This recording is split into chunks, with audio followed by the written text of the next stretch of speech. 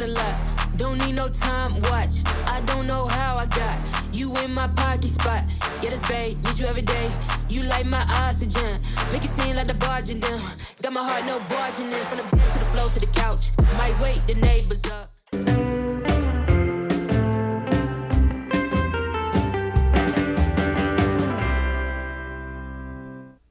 Hey everybody, welcome back to Breakfast with Bob, Super League Malibu. My name is Bob Babbitt. We're brought to you by Master Spas. SFuels go longer. HOKA Let's Fly, deboer wetsuits, Form Smart swim goggles, Zoot Sports, the original triathlon brand, Quintana Premium Plus Sports, and our Challenged Athletes Foundation. Our next guest, number one in the world on PTO rankings. He's Ironman World Champion, 70.3 World Champion, Olympic gold medalist. There really is very few things this young man has not done yet.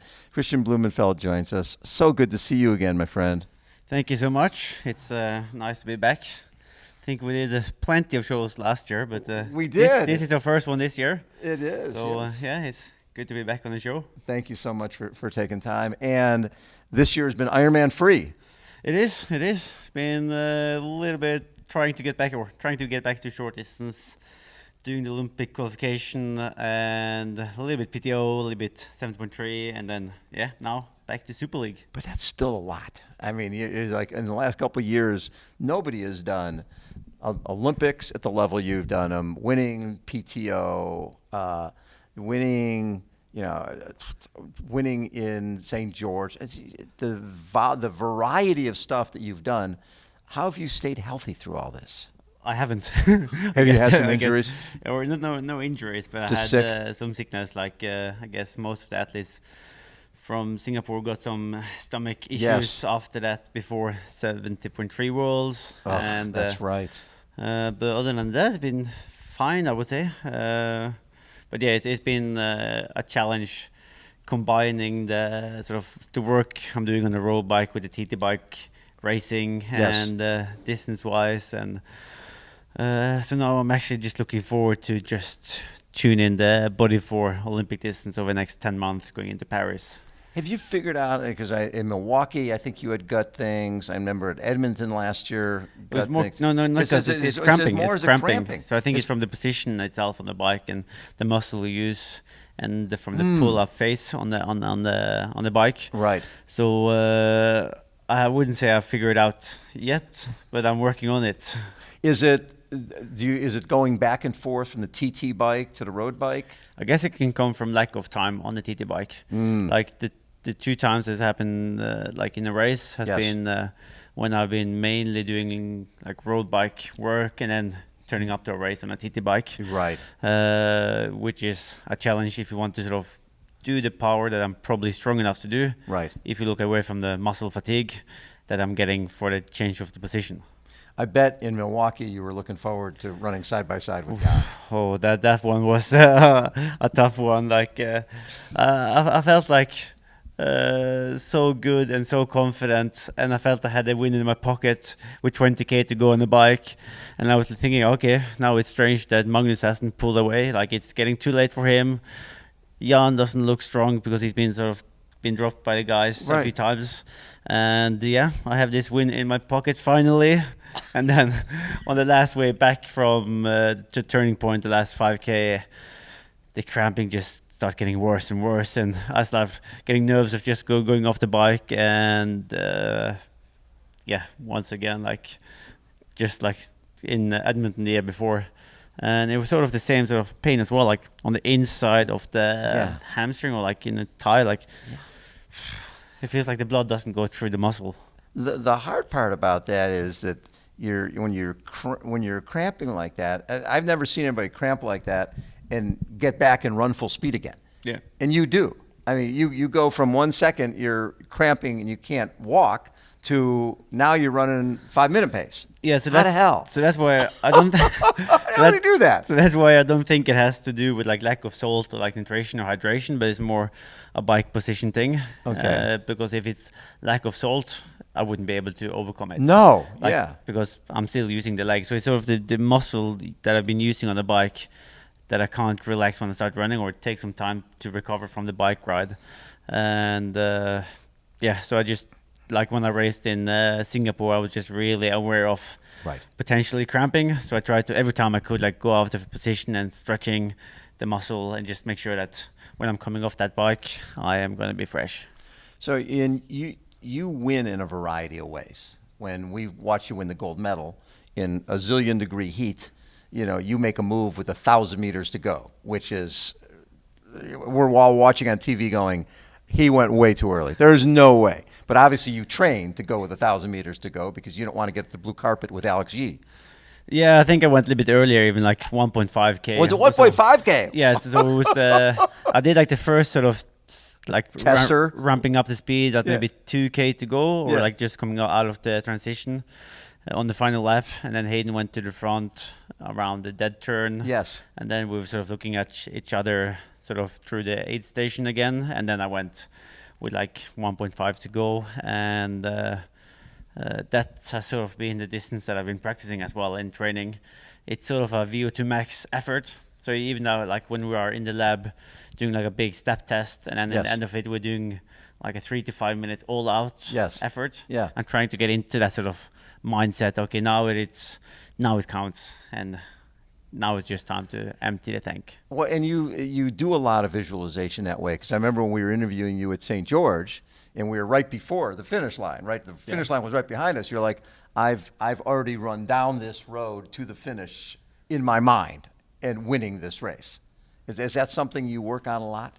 Yeah, I think that's what I use my sort of the boring time in training to do. Like I'm just starting to visualizing and playing with the like the thoughts, and like like trying to imagine I'm inside a race, and that's also the nice thing by having been in Paris now for the test event. Yes. And having seen the course and having a feeling of it, it makes it easier to visualize about the race itself. Yeah, and so what were your thoughts on the Paris test event? Even though I didn't do London, it reminds me a little bit of London. Like it has some very nice like sceneries, like around some nice buildings and statues, but the course itself is very wide and very flat and doesn't do a huge difference. Like it's difficult to make any damage. You're not going to get away on the bike. No, I guess the road is too wide and the pace is too high. Right. In the group itself, so in order to break away, you need to put in quite a lot of surge to get a distance. Man, yes. But again, the run pace is hot. Like he did, Alex did like 29 flats. Yes. In a course that was like 100 meters or so too long. Was it long? That's what I heard. Oh my God. I haven't measured it up myself, but I heard it was a bit long. So that's in order to win next year, you probably have to be closer to like 28, 30. And with nice conditions. Were you planning ahead of time that, okay, I'm going to go to Paris and then I'm going to go Asian Open? Yeah. That was all planned Yeah, that out. was part of the plan, because I had to book those tickets like 6 months out. Oh my God. How long was the flight from Paris to freaking Singapore? I think it was like, the longer the better, because then the more sleep you can get. So I think it was like 15 hours or so. So left like 10 in the evening, I think, after the race in Paris, and came there like 6 p.m. again. So just enough time to get a training session in and go to bed again. So you've become a professional at coming into a city, getting a workout in, getting some sleep, and go race. The strange thing is that I felt I had no idea of where the course went. Like, so I came there like for the race and having to ask, like, okay, so there's the water. Okay, so we come in there, and then the bike goes here. Where do I put my bike? Yeah, so I had to sort of use the last hour going into the race of sort of getting an understanding of the course. Right. And the one thing I couldn't wrap my head around was the run course, the turning point, because it was like looked like an sort of a strange circle before it came down again. Yes. And I couldn't understand how we did that circle, but yeah, it looks very nice in the end. But not having gone through the course was a little bit like. But that was your first PTO win then? It was a long time to get it, but finally. That's very cool. Yeah, and plenty of points as well. So yes. With that, got basically the PTO ranking, I guess, for the year as well. I mean, look at the variety of courses that you've done so well on. I mean, St. George is a hilly course, right? Yeah. And then Asian Open is brutally hot, and and the Olympics was brutally hot. So hopefully we have a cold, freezing day in Paris. That's what you want, year. right? That's what we want. You want to show you can do it. We can do it on a day like in Bergen. Well, and also when people look at you winning St. George, right? And I don't think you got the props you deserved because it was in May, right? Ironman World Championship is always in October. It's sort of the end of the season. People can showcase. And I was like, there's races next weekend. So I think it didn't quite get the pub that you deserved on that because it was so early. But then when I look what you did in Kona, 48:19, 4:11, 2:39. I mean, you basically broke every course. You broke the course record by a ton, right? And you came third. You got third. Yeah, you got third. Second from the team. Okay, yeah. Second from your city. Yeah. So second from your high school. Yeah. So of course, like having been in Kona and to get I sort of wasn't in the fight for the win on the way back from the Energy Lab, right? Because Gustav was definitely the stronger runner, and I wasn't able to catch Sam. So right. I had more like a fight for the last 10-15K to keep on that get podium, to the finish line because I had Max. Yeah, Max Newman was coming, chasing me from behind, and he was sort of catching on time as well. So I'm sort of happy to look back now and knowing that I have. It's a number 3 there instead of number 4 yes. on the Kona race, Hey, at least on the podium. Yeah. You don't want to be off the podium. No, I mean, it's 1, 3, 2, 1, 3, 1, 2. I mean, everything you. But it's coming again next year, the one in Kona. Yes. So yeah. Kona's the goal now, right? No, Paris Paris is the goal. Paris is the goal, and then we switch after to Kona. But you know what's so nice is Paris is what? Is it July, August? July, I think. Yeah, July, and then Ironman is end of October, October 26th. Plenty of time. Right? You could probably do like altitude in between there, and then do a heat prep, and then do a couple 70.3s in your spare time, and then do Super League. Yeah. You can do it all. Yeah, maybe we can do Malibu here September next year. Why not? And then as a prep for Kona, like Cam did. Right. What do you think about the Super League? You enjoy it? Always great. Like really it's, fun, right? Especially now trying to come back again to short distance. I think it's really the series you want to be a part of. Like if you have ambitions in Paris. Yes. Because, and especially like for me, like Super League is all about all of my weaknesses. Like the swim is crucial. The swim start, transitions, the swim start, the bike technique. Like in order you have to be very explosive out of the corners. It's very technical, and all of that is. That's not you. That's not my strength. Your strength is longer. Put and your head down. Go. Yeah, and like 60 minutes on the bike, steady before 10K run. Right. And here you sort of need to be top end or much more sharper. And I think to put myself in a race like this is really challenging, and it keeps me on my toes. Well, you know what's funny is a lot of athletes don't want to go to places that aren't meant for them, right? They want to races where they're guaranteed success. But that's boring. That's boring. It is boring for you. You want to have a race where you believe you have a chance to win. Yes. But you're not. But you have to do everything right to do it. 20% chance of winning. You don't want to be there with the 90% chance, because then you're sort of more like just on the defensive side. But you're always 90%. Okay, then maybe you want to have 80% chance of winning. Come on. When was the last time you went to a race start and you were 20%? Come on. You must be like 8, maybe 8 years old. That was the last time you did that. But, when I remember talking to Gustav once, and we were looking at his results from WTS from the year before, and he'd been like 37th, 29th, 14th. And I was like, well, why did you think after that year that you were going to be great the next year? Because I just knew. For you, when did you feel like I could be a world champion? I can win a gold medal. I think the transition was maybe 2010 to 2011.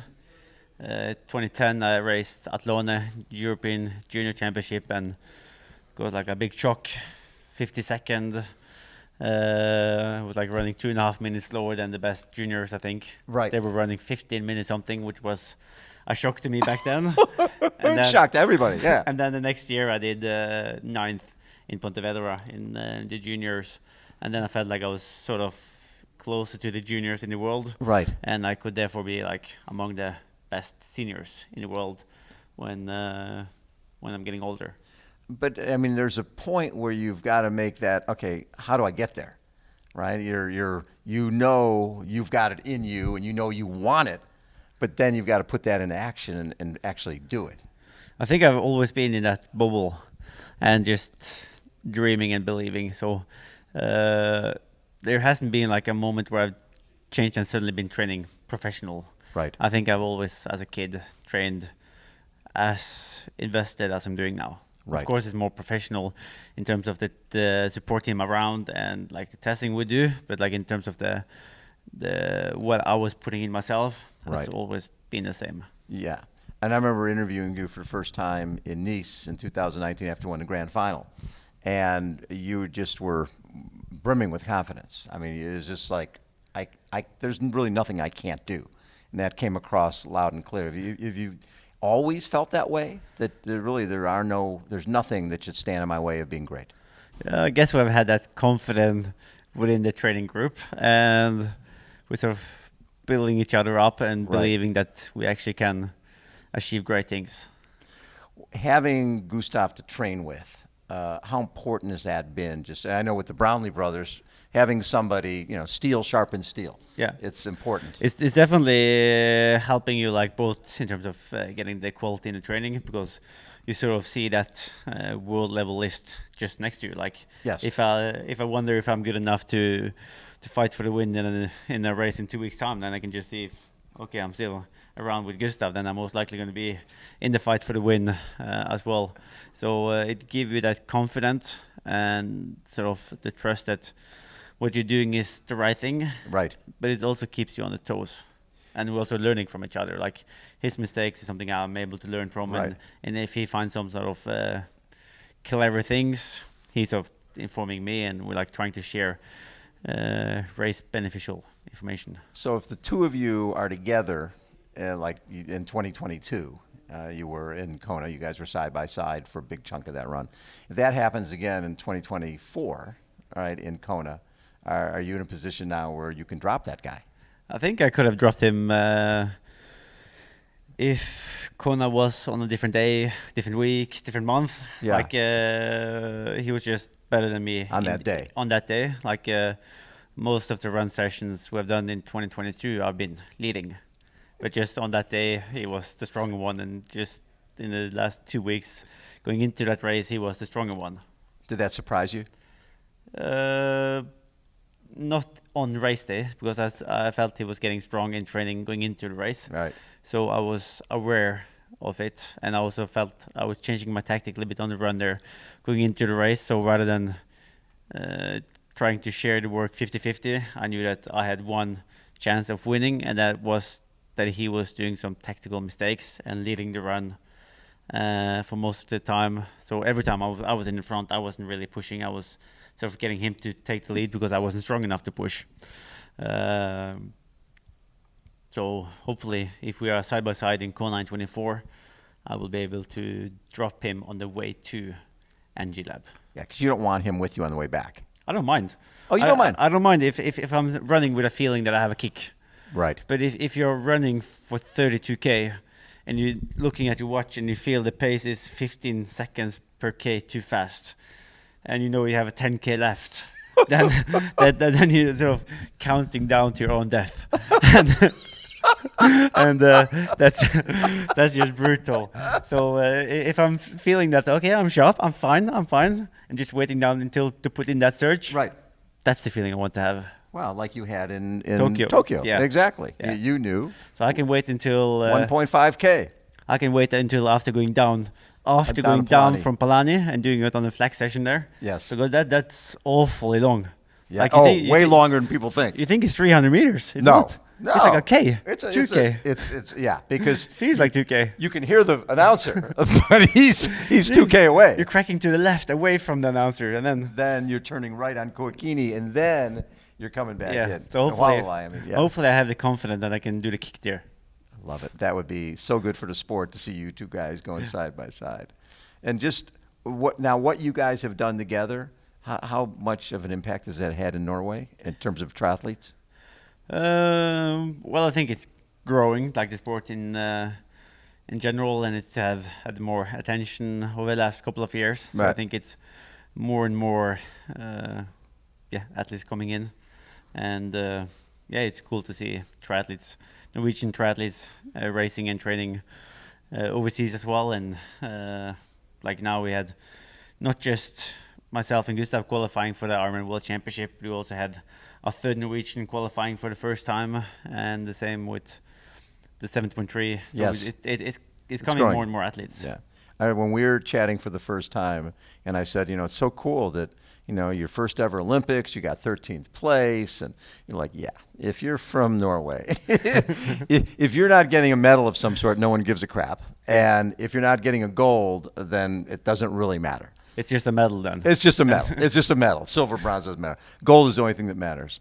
And did that change things for you personally, just that gold? I wouldn't say like after the Olympics I was more like on to the next one. I want to win more. Yes. So it's not like for myself and the joy of winning races. It's been like I've still raced for myself. Right. But it's more people around that's aware of Yes. who I am and what I've done. Yes. But the joy, like the race doesn't change the work that I need to do in order to win in Paris. You know what Like- the work like- you have to do. Yeah, but it's of course nice to have that medal in my pocket when I'm sort of calling it a day in the sport that I've won the Olympics once at least. So do you look at the Ironman World Championship, 70.3 World Championship, Olympic gold medal? I mean, there are very few people that have that, right? Jan. When you look at that, is one mean more to you? What to say? 70.3 Yeah. Ironman gold, which one means more? Oh, the Olympics. For Olympics sure. mean like, more. Yeah. It's bigger. That's Bigger a in the world. race I wanted to win or like work towards for 10 years. Yes. And it was like one day, one chance. And like the Ironman World Championship you have every Year. Same with the World Series. Yes, good point. I feel personally the World Series meant more to me to win in 21 Yes, win the whole than- series. Yes. than the Ironman title. But I think for the resume, the Ironman title means more Yes. in terms of combining an Olympic gold and an Ironman title. Exactly. My favorite Kristian Blummenfelt moment was at either Challenge Miami or Challenge Daytona at the end of the kids race, just having you there signing everything and anything from those kids and just seeing a look in their eyes when they realize this is the Olympic gold medalist who's signing all this stuff for me.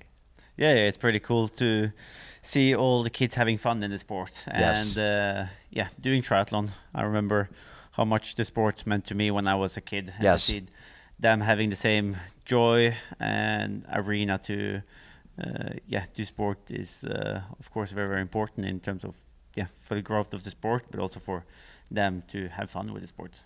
You are simply the best. Such a pleasure to chat with you, Kristian. I've missed chatting with you. Yeah, we have to do some more. Absolutely. The legend, Kristian Blummenfelt, joins us again. Breakfast with Bob, Super League Malibu. And this is a guy who spends so much time in the surf back home in Bergen. He's going to dominate in the surf. Of course. Thanks, everybody, for tuning in. We'll catch you later. Bye.